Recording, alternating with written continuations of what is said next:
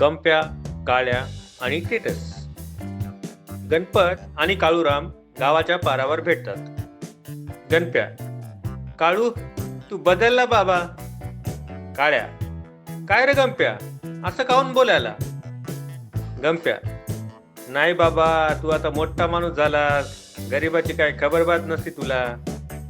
काळ्या: अर्थाच्या मायला, सकाळी सकाळी हे काय काढलंस? अरे काय झालं ते तर सांग ना राजा. गंप्या: काल समजा गावानं मला हॅपी बर्थडे इश केलं आणि तुला कुठंच पता नव्हता. आम्ही म्हणजे तुला वाढदिवस असो की काय बी असो, समज सोडून साजरा करायचा आणि तुले काय यश बी करी ना.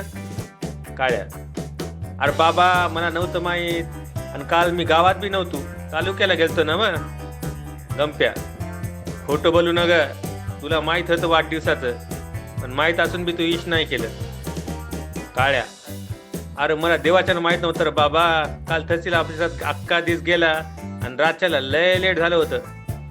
गंप्या: काळ्या, तुला माहीत होतं, तू मग टेटस बी बघितलं होतं, टेटस बघून बी तर काय इश नाही केलंस राजा. काळ्या: टेटस? गंप्या: ते नवं का ढोरं चारताना माळावर बाकीच्या ढोरं चारणाऱ्या पोरानं रयाच्या शिऱ्याचा केक करून माझ्या तोंडावर फासला होता, तो फोटो होता टेटसमध्ये. आणि शेवंतीनं दिलेलं झेंडूचं फुल बी होतं. शेवंती म्हणली की तिचा फोटो न ग, बाप बघेल तर हानीन. हे समजा तू पाहिलं आहेस, माझ्याकडे प्रूफ आहे ना ते पाहिलेलं. काळ्या: काल तर मोबाईल मी घरीच विसरलो होतो. अरे बारक्यानं बघितलं असेल ते, मायच्यान मी मोबाईल घरीच विसरलो होतं र.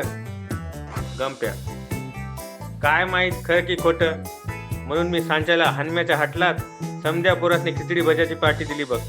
म्हणालो काळ्याच्या आईचा घो बिन मोवा वाढदिवस विसरते होय.